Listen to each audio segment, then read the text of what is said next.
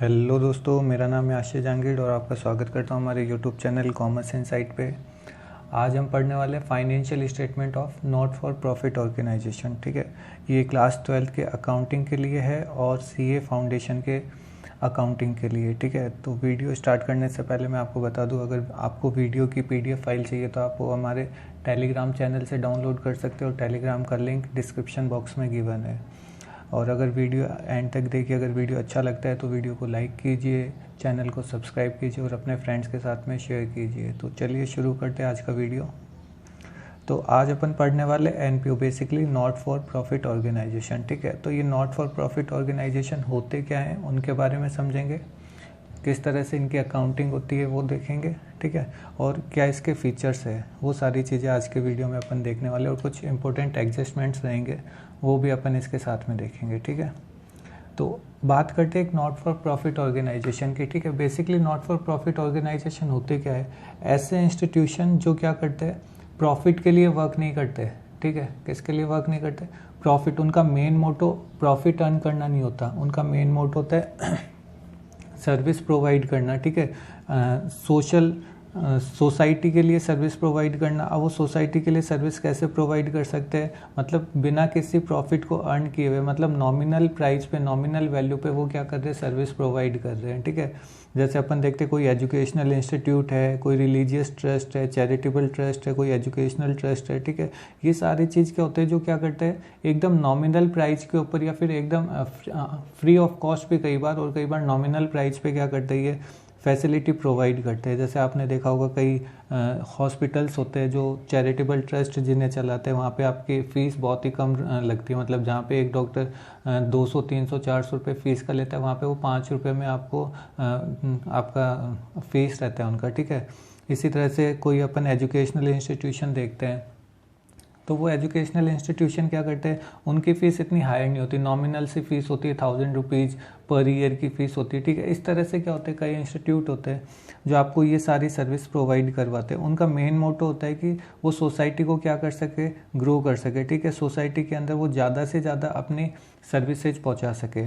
तो अब क्या ऐसे इंस्टीट्यूट की अकाउंटिंग होती है या नहीं होती, होती है ऐसे इंस्टीट्यूट की अकाउंटिंग, लेकिन इनकी अकाउंटिंग का तरीका थोड़ा सा अलग होता है। ठीक है, नॉर्मल अपन जो इंस्टीट्यूशंस देखते हैं, जो अपन नॉर्मल इंस्टीट्यूट देखते हैं जहाँ पे ट्रेडिंग, P&L और बैलेंस शीट बनाते हैं, उसके रेदर देन यहाँ पे थोड़ा सा डिफरेंट रहता है अकाउंट्स मेंटेन करने का तरीका।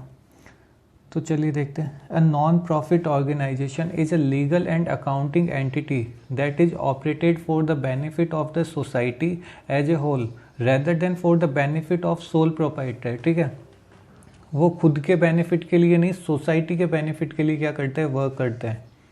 और अ ग्रुप ऑफ पार्टनर और शेयर होल्डर। ठीक है, देयर मेन ऑब्जेक्ट में भी, उनका मेन ऑब्जेक्ट क्या हो सकता है, सोशल हो सकता है, कोई भी एजुकेशनल पर्पज़ हो सकता है, रिलीजियस हो सकता है, चैरिटेबल ट्रस्ट हो सकता है। ठीक है, ये सारी चीज़ें हो सकती है। जैसे आपने कई बार देखा होगा कि कई मंदिरों में आप जाते हैं, वहाँ पे ट्रस्ट बने होते हैं। ठीक है, आपने देखा होगा जैसे साईं बाबा मंदिर ट्रस्ट है, तिरुपति बालाजी मंदिर ट्रस्ट है, सिद्धि विनायक मंदिर ट्रस्ट है, तिरुमला मंदिर ट्रस्ट। ये क्या होता है, ट्रस्ट होते हैं जो क्या करते हैं, बेसिकली उनका मेन मोटो होता है कि वो वहाँ पे क्या कर सके, ज़्यादा से ज़्यादा सोसाइटी को क्या दे सके, सर्विस प्रोवाइड कर सके, बेनिफिट्स दे सके। ठीक है,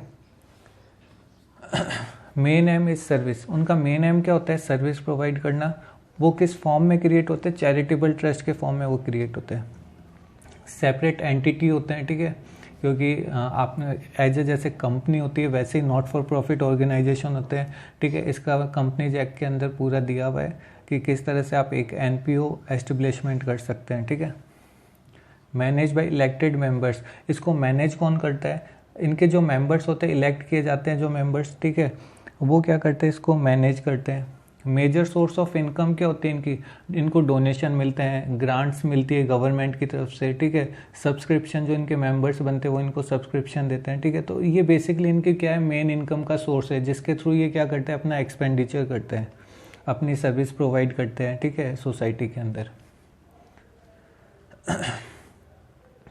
surplus not distributed among its member. ठीक है, इनका जो सरप्लस होता है, जो प्रॉफिट होता है, वो इनके मेंबर्स के बीच में डिस्ट्रीब्यूट नहीं किया जाता। ठीक है, ये अकाउंट्स कौन कौन से मेंटेन करते हैं? Receipt and payment account maintain करते हैं, income and expenditure account maintain करते हैं, और बैलेंस शीट। जैसे अपन एक जनरल कंपनी या फिर जनरल फर्म के बारे में बात करें, सोल प्रोप्राइटर, जो कि क्या मेंटेन करता है? Basically trading, profit and loss account और बैलेंस शीट। लेकिन यहाँ पे क्या है? Receipt and payment account, income and expenditure account और बैलेंस शीट। ठीक है, तो ये बेसिकली 3 तरह के अकाउंट मेंटेन करते हैं। आगे देखते हैं।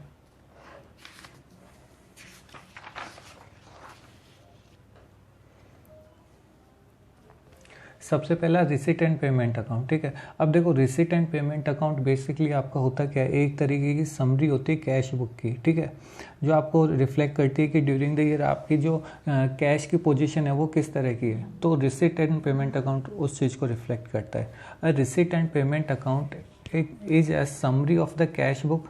It is present the result of the years cash position. ठीक है, जो आपकी कैश पोजीशन है उस ईयर के अंदर, उस चीज़ को क्या करता है? रिफ्लेक्ट करता है।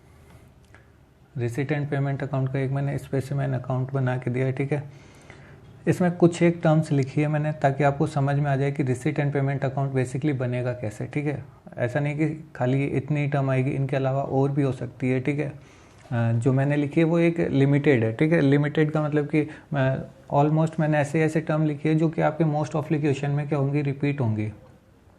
तो वो टर्म्स मैंने यहाँ पे यूज करी है। अगर आपको पूरा मतलब कि रिसिट एंड पेमेंट अकाउंट का पूरा स्पेसिमेन चाहिए तो आप उसके लिए कमेंट कीजिए, अगले वीडियो के पीडीएफ में मैं वो ऐड कर दूंगा। ठीक है, तो देखते हैं receipt and payment. Receipt account basically आपका कैश बुक की समरी है। तो अपन कैश बुक के अंदर देखते थे कि कैश बुक में डेबिट साइड, क्रेडिट साइड होता था। कैश एक तरीके का कैसा अकाउंट है? रियल नेचर का अकाउंट है, जिसमें अपन देखते हैं कि debit what's comes in, credit what's goes out. ठीक है, तो डेबिट साइड में क्या लिखेंगे? जो भी चीज़ आएगी आपके पास में, ठीक है, जो भी इंस्टीट्यूशन को रिसीव्ड हुआ वो रिसिट साइड में आएगा, और जो भी इंस्टीट्यूशन ने पेमेंट किया वो क्रेडिट साइड के अंदर आएगा।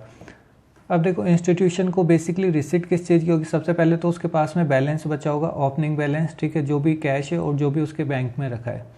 फिर उसके बाद में कुछ उसको सब्सक्रिप्शंस रिसीव्ड हुए होंगे। अब वो सब्सक्रिप्शन करंट ईयर के तो होंगे ही होंगे, साथ में कई बार होता है कि प्रीवियस ईयर के बाकी थे वो रिसीव्ड हो गए, नेक्स्ट ईयर के आपको एडवांस में ही मिल गए। ठीक है, तो ऐसे कुछ सब्सक्रिप्शंस होंगे, कुछ डोनेशंस होंगे आपके पास में, इसी तरह से ग्रांट्स होंगी। ठीक है, आपने कोई इक्विपमेंट था आपके पास में, उसको सोल्ड कर दिया तो उससे आपको क्या हो गया?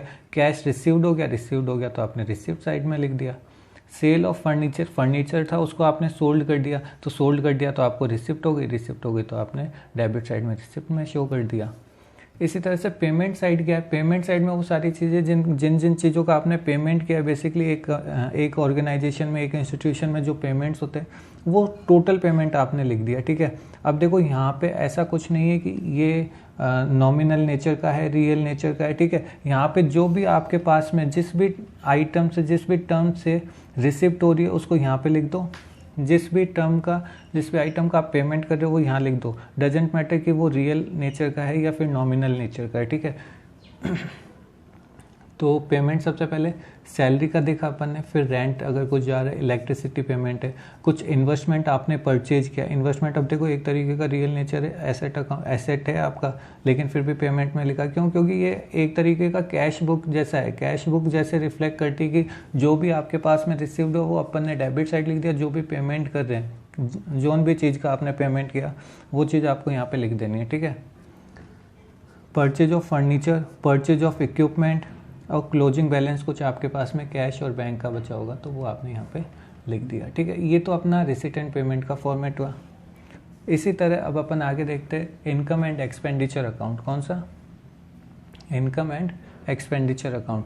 तो इनकम एंड एक्सपेंडिचर अकाउंट है क्या? बेसिकली देखो income and expenditure account equivalent to profit and loss account. जैसे अपन प्रॉफिट एंड लॉस अकाउंट बनाते हैं, सेम एज वैसा ही इनकम एंड एक्सपेंडिचर अकाउंट है। ठीक है, तो डेबिट साइड में अपन ने एक्सपेंडिचर लिखा, क्रेडिट साइड में अपन ने इनकम लिखा। Because of upon nominal nature के अकाउंट के लिए कौन सा अकाउंटिंग गोल्डन रूल फॉलो करते हैं? जो भी आपके एक्सपेंडिचर होते हैं उनको डेबिट करते हैं और जो भी आपकी इनकम या गेन होते हैं उनको क्रेडिट करते हैं। ठीक है, ये अपन गोल्डन रूल फॉलो करते हैं, उसी के बेसिस पे अपन को ये अकाउंट प्रिपेयर करना है। ठीक है, तो अपन ने डेबिट साइड में क्या लिख दिया? जो भी अपन अपने एक्सपेंडिचर हुए वो, और क्रेडिट साइड में अपन ने क्या लिख दिया? जो भी आपकी इनकम हुई वो। ठीक है, तो देखो एक्सपेंडिचर कौन कौन से हो सकते हैं। अब यहाँ पे ध्यान रखना, क्योंकि यहाँ पे वर्ड आ चुका है कि ये इक्वलेंट है किसके, प्रॉफिट एंड लॉस अकाउंट के। और प्रॉफिट एंड लॉस अकाउंट में बेसिकली चीज़ें जाती कौन सी है, नॉमिनल नेचर की, ठीक है। जबकि रिसीट एंड पेमेंट अकाउंट में तो सारी चीज़ें आ रही थी, सारी चीज़ों का पेमेंट हो रहा था, ठीक है। जबकि यहाँ पे स्पेसिफिक बोल दिया कि इनकम और एक्सपेंडिचर बना रहे हो वो as a profit and loss account जैसे बनेगा, तो अपन को खाली यहाँ पे नॉमिनल नेचर की चीज़ों को ही कंसीडर करना है, ठीक है। देखो सैलरी, अगर salary during the year outstanding हुई तो उसको आपको सैलरी के अमाउंट में ऐड करके शो करना है टोटल सैलरी को। रेंट, इंश्योरेंस प्रीमियम, अगर इंश्योरेंस प्रीमियम आपने प्रीपेड किया हुआ है, मतलब कि एडवांस में पे कर दिया, तो उसको यहाँ से लेस कर देंगे, क्योंकि अपन को करंट ईयर का, ठीक है। Basically profit and loss account यही बोलता है कि आपका जो ईयर चल रहा है, हमें खाली उस ईयर की ही चीज़ें चाहिए, ठीक है। हमें ना तो नेक्स्ट ईयर की चाहिए और ना ही प्रीवियस ईयर की चाहिए, हमें उसी ईयर का डेटा चाहिए जिस ईयर का आप काम कर रहे हो, ठीक है। जिस ईयर में आप हो उस करंट ईयर का डेटा दे दो, ठीक है। उस करंट ईयर की पोजीशन शो करो। इसीलिए एक जो अपन बना रहे इनकम एंड एक्सपेंडिचर अकाउंट, उसमें ये जो आउटस्टैंडिंग है उसको अपन ऐड कर रहे हैं, करंट ईयर का आउटस्टैंडिंग, ठीक है। प्रीपेड है उसको अपन लेस कर रहे हैं, क्योंकि अपन को खाली करंट ईयर की पोजीशन को शो करना है। कुछ अदर एक्सपेंडिचर है तो अदर एक्सपेंडिचर ले लिया अपन ने, ठीक है। इसी तरह से इनकम के क्या हो सकते हैं, जैसे सब्सक्रिप्शन की इनकम हो गई। सब्सक्रिप्शन अगर ड्यूरिंग द ईयर का आउटस्टैंडिंग है तो आपको इनकम तो ये इतनी होने वाली थी इस साल, तो वो आपने क्या कर दिया, ऐड कर दिया। पेड इन एडवांस, मतलब किसी पर्सन ने नेक्स्ट ईयर की पहले ही पे कर दी, तो वो इस साल की तो इनकम है नहीं, तो उसको लेस कर देंगे, ठीक है। इसी तरह से कोई डोनेशन हो गया, एडमिशन फीस हो गई, अदर रिसिप्ट्स हो गई, ठीक है। तो ये अब देखो, अगर इनकम का जो टोटल है वो ज़्यादा है एक्सपेंडिचर से, तो इस तरफ क्या जाए, excess of income over expenditure, ठीक है। लेकिन अगर एक्सपेंडिचर साइड का टोटल ज़्यादा है इनकम साइड के टोटल से, तो क्या निकल के आएगा, excess of expenditure over income, ठीक है। तो ये समझ के रखना।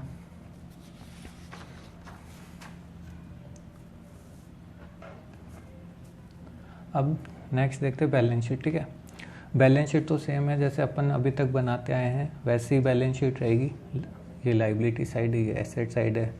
लाइबिलिटी में अब देखो कैपिटल फंड आ गया, जहाँ पे आप कैपिटल लिखते थे, ठीक है, वहाँ पे कैपिटल फंड आ गया। कुछ अगर ड्यूरिंग द ईयर सरप्लस निकल गया तो वो ऐड कर देना। कुछ सब्सक्रिप्शन रिसीव्ड इन एडवांस हो गया तो वो लाइबिलिटी बन गई। आउटस्टैंडिंग वेजेज है तो वो भी आपकी लाइबिलिटी है। कुछ क्रेडिटर्स होंगे। इसी तरह से एसेट साइड के अंदर बिल्डिंग है आपके पास में, फर्नीचर है, डेटर है, स्पोर्ट्स इक्विपमेंट होंगे, कुछ कैश एंड बैंक का बैलेंस होगा, वो आपको लिख देना है, ठीक है। बेसिकली बैलेंस शीट नॉर्मल जो अपन बैलेंस शीट बनाते हैं वैसी ही है, कुछ खास नहीं है इसमें, ठीक है। अब देखो कुछ स्पेशल आइटम्स हैं जिनका ट्रीटमेंट बहुत ज़्यादा इंपॉर्टेंट है, वो आपको समझ के रखना है, ठीक है। इस पूरे चैप्टर में ये ट्रीटमेंट ही आपके हर जगह काम में आएंगे और इन ट्रीटमेंट के बेसिस पे ही आपको हर एक कैलकुलेशन करनी पड़ेगी, ठीक है। तो आपके लिए बहुत ज़्यादा इंपॉर्टेंट है इन सारे ट्रीटमेंट्स को समझना, ठीक है। ये जितने भी आइटम्स हैं इनके हर एक आइटम का आपको ट्रीटमेंट ध्यान में होना चाहिए। सबसे फर्स्ट है सब्सक्रिप्शन, ठीक है। सब्सक्रिप्शन क्या है, बेसिकली आपका, अब देखो सब्सक्रिप्शन इनकम है आपको, ठीक है। अब अगर आप रिसिट एंड पेमेंट अकाउंट में सब्सक्रिप्शन दिखाओगे तो किस तरफ दिखाओगे, ठीक है। रिसिट हुआ आपको सब्सक्रिप्शन बेसिकली, ठीक है, कैश के फॉर्म में, तो आपने डेबिट साइड रिसिट में लिख दिया, और इनकम एंड एक्सपेंडिचर में किधर लिखोगे, क्रेडिट साइड इनकम में, ठीक है। इसी तरह से लाइफ मेंबरशिप फ़ीस है, ठीक है। अब लाइफ मेंबरशिप फ़ीस दो तरह से आप ट्रीट कर सकते हो। अगर उसको कैपिटलाइज नहीं करते हो, कई बार होता है कि कई इंस्टीट्यूशन लाइफ मेंबरशिप को क्या करते हैं, कैपिटलाइज करते हैं, ठीक है, और कई होते हैं जो कैपिटलाइज नहीं करते। तो दोनों ही सिचुएशन में देख लेंगे, क्वेश्चन में जिस तरह से दिया रहेगा अपन वो सिचुएशन फॉलो करेंगे, ठीक है। तो अगर लाइफ मेंबरशिप फ़ीस को कैपिटलाइज नहीं करना तो नॉर्मल से आपको इनकम की तरह क्या करना है, ट्रीट करना है। तो रिसिट तो हुआ, ठीक है, रिसिट एंड पेमेंट अकाउंट में डेबिट साइड में अपन रिसिट साइड में शो कर देंगे। इनकम एंड एक्सपेंडिचर साइड में इनकम साइड शो करेंगे, कब, जब कैपिटलाइज नहीं कर रहे लाइफ मेंबरशिप फ़ीस को। अगर लाइफ मेंबरशिप फ़ीस को क्या किया आपने, कैपिटलाइज किया, तो उस केस में क्या होगा, रिसिट एंड पेमेंट में तो रिसिट साइड में आएगा ही, लेकिन इनकम एंड एक्सपेंडिचर अकाउंट में ये चीज़ नहीं आएगी। कहाँ आएगी, बैलेंस शीट के अंदर शो करेगी ये चीज़ लाइबिलिटी साइड में, ठीक है, अगर आप कैपिटलाइज करते हैं लाइफ मेंबरशिप फीस को, ठीक है।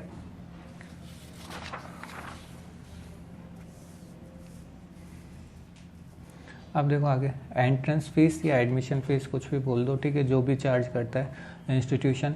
अब देखो ये एक तरीके की बेसिकली आपकी क्या है, नॉर्मल जनरल रिसिट है, तो आप उसको रिसिट एंड पेमेंट अकाउंट में वही डेबिट साइड में रिसिट साइड में शो करते हो, इनकम एंड एक्सपेंडिचर अकाउंट में इनकम है आपकी, क्रेडिट साइड में शो कर दिया। डोनेशन क्या है बेसिकली, अब डोनेशन कई तरीके के हो सकते हैं, ठीक है। अब डोनेशन जनरल भी हो सकता है और स्पेसिफिक भी हो सकता है, ठीक है। अगर जनरल डोनेशन है, नॉर्मल डोनेशन है, तो उसको अपन एज ए इनकम ट्रीट करते हैं, तो रिसिट एंड पेमेंट अकाउंट में तो रिसिट साइड में आएगा क्योंकि वो रिसीव्ड हो रहा है, डेबिट साइड में। इनकम एंड एक्सपेंडिचर साइड में इसलिए आएगा क्योंकि वो इनकम है आपकी।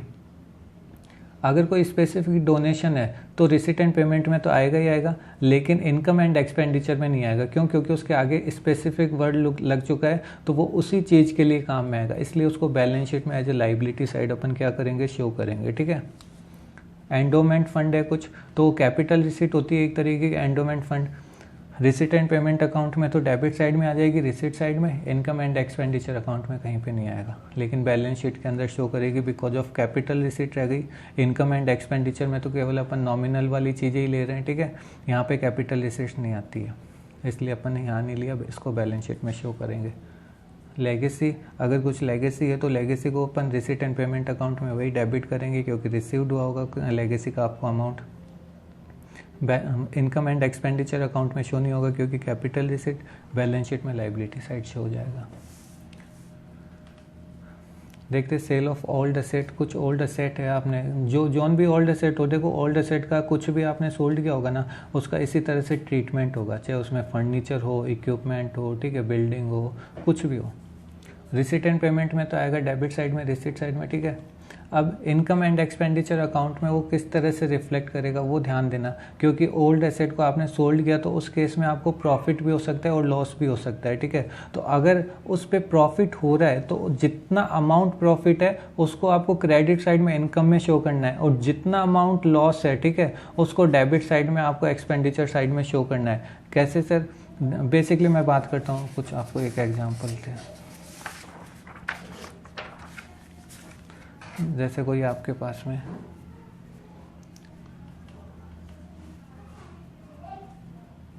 कोई इक्विपमेंट था, ठीक है, आप वो इक्विपमेंट 1 लाख रुपए का है।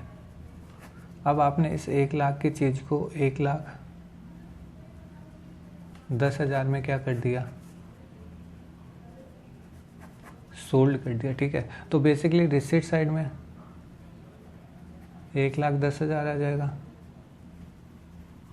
और इनकम एंड एक्सपेंडिचर में इनकम साइड में कितना शो होगा, 10,000। क्यों? क्योंकि ये इनकम हुई है। रेदर देन अगर ये 1 लाख की चीज़ आपने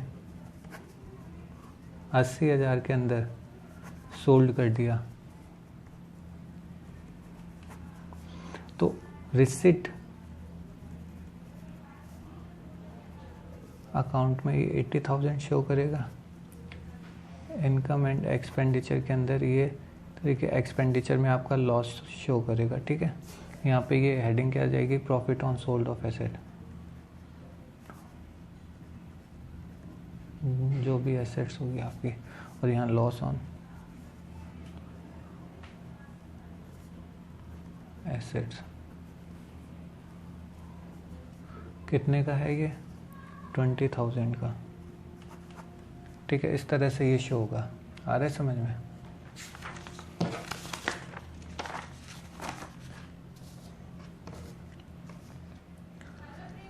अगर सेल ऑफ ओल्ड न्यूज़पेपर है, ठीक है, ओल्ड न्यूज़पेपर अगर आपने सोल्ड किया तो वो बेसिकली है क्या आपका रिसिट एंड पेमेंट अकाउंट में।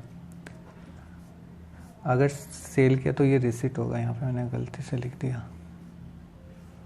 ठीक है। यहाँ पे ये रिसिट होगा, सोल्ड कर दिया तो आपके पास में पेमेंट आया होगा, ठीक है, तो ये रिसिप्ट साइड में जाएगा, ठीक है। और यहाँ पे डेबिट,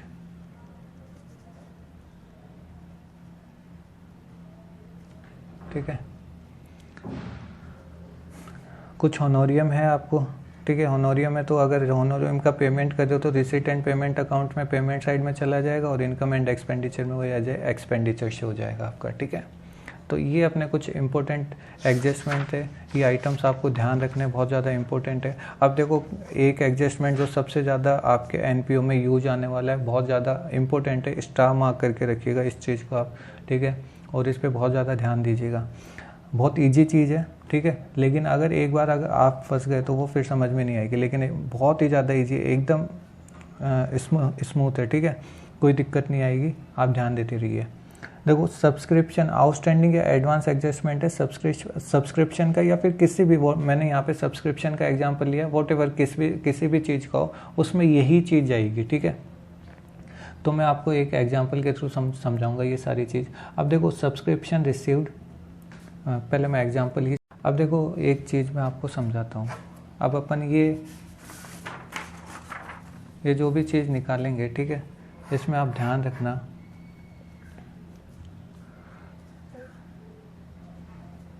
अगर आप इनकम एंड एक्सपेंडिचर के लिए निकाल रहे हो तो मतलब यानी क्वेश्चन में आपसे या तो इनकम पूछी कि सब्सक्रिप्शन की इनकम बताओ, या फिर कोई भी जो एक्सपेंडिचर है वो एक्सपेंडिचर बताओ कितना होगा, ठीक है। तो उस केस में क्या होगा वो ध्यान रखना। ये आपका करंट ईयर है, ठीक है, ये आपका प्रीवियस ईयर है और ये नेक्स्ट ईयर है, ठीक है। तो अब इनकम एंड एक्सपेंडिचर अकाउंट के लिए आपको पूछा, तो अब देखो इनकम एंड एक्सपेंडिचर अकाउंट के लिए वो तभी पूछेगा जब उसको करंट ईयर की किसी चीज़ के बारे में पूछना है, ठीक है। तो आपको बस इतना ही, यहाँ से लेके यहाँ तक का जो भी सब्सक्रिप्शन, मैं यहाँ पे सब्सक्रिप्शन का एग्जांपल ले रहा हूँ, तो मैं बोलता हूँ कि इस पीरियड का जितना भी सब्सक्रिप्शन है बस वही आना चाहिए। यहाँ का कुछ है उसको हटा दो, यहाँ का कुछ है उसको हटा दो, ठीक है। तो आपको खाली ये इस पीरियड का, इस करंट ईयर का ही सब कुछ चीज़ चाहिए, ठीक है। तो अब देखो इस चीज़ को समझते हैं इस एग्जांपल के साथ में।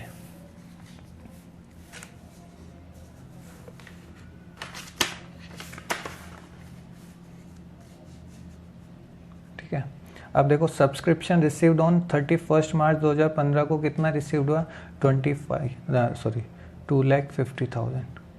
कितना रिसीव्ड हुआ, 2,50,000।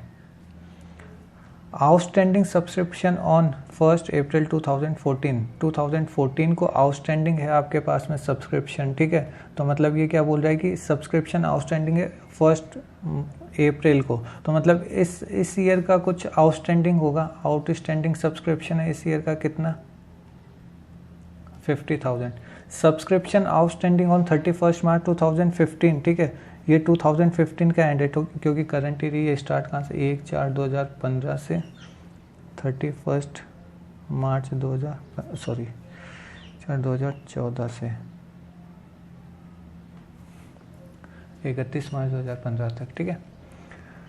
तो ये करंट ईयर के अंदर आपको क्या बोल रहा है, सब्सक्रिप्शन आउटस्टैंडिंग ऑन 31 मार्च 2015, आपके पास में एट द ईयर एंड 35,000 का क्या है, आउटस्टैंडिंग है, करंट ईयर का आउटस्टैंडिंग है, ठीक है।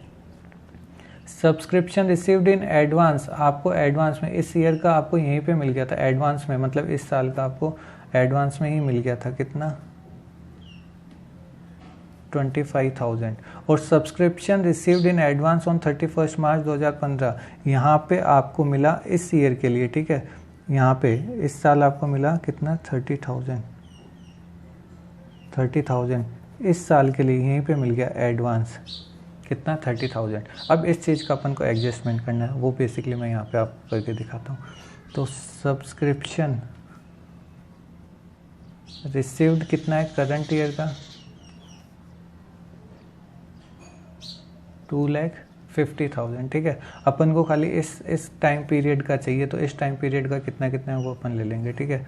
तो आउटस्टैंडिंग कितना था करंट ईयर का, वो अपन क्या कर देंगे, ऐड कर देंगे आउटस्टैंडिंग करंट ईयर का, ठीक है। करंट ईयर का आउटस्टैंडिंग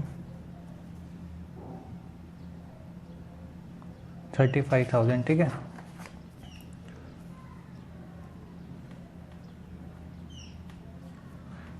ऐड कर देंगे लास्ट ईयर में जो भी आपको एडवांस रिसीव्ड हुआ था, subscription outstanding subscription received in advance, कितना एडवांस रिसीव्ड हुआ था, 25,000 एडवांस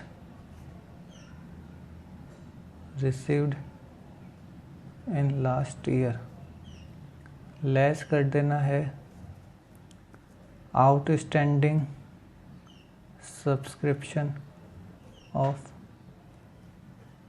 लास्ट ईयर। ठीक है, सब्सक्रिप्शन आउटस्टैंडिंग लास्ट ईयर का कितना, 50,000, लेस कर देना है सब्सक्रिप्शन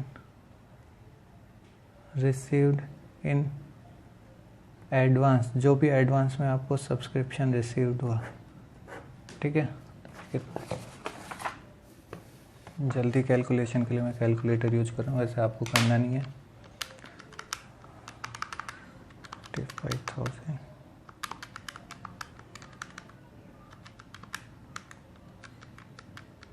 इट्स 2,30,000। ठीक है, कितना है, 2,30,000। ये अपना क्या आ गया, सब्सक्रिप्शन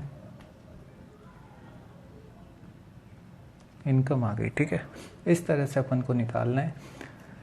ऐसा ही मैं एक आपको एग्जांपल दे रहा हूँ जो कि आपको खुद से करना है। ठीक है, अगर इसमें एग्जांपल में कुछ भी दिक्कत आए तो आप कमेंट बॉक्स में कमेंट कीजिएगा, इसका आंसर अपने नेक्स्ट वीडियो के अंदर मिलेगा। ठीक है, नेक्स्ट वीडियो के अंदर मैं इसका आंसर दूंगा, ये सॉल्व करूंगा। ठीक है, लेकिन आपको अभी घर से खुद से करना है ये सॉल्व। ठीक है, अगर कुछ डाउट है तो आप कमेंट बॉक्स में डालिएगा, नेक्स्ट वीडियो के अंदर अपन ये चीज़ सॉल्व करेंगे। ठीक है, आज के लिए इतना ही करते हैं। अगर वीडियो अच्छा लगा है तो लाइक कीजिए, अपने फ्रेंड्स के साथ में शेयर कीजिए, चैनल अगर सब्सक्राइब नहीं कर रखा है तो सब्सक्राइब कीजिए, जिससे हमें मोटिवेशन मिल सके और हम आपके लिए इसी तरह से और भी इंटरेस्टिंग वीडियोज़ लेके आते रहे। तो आज के लिए इतना ही करते हैं। Thank you so much.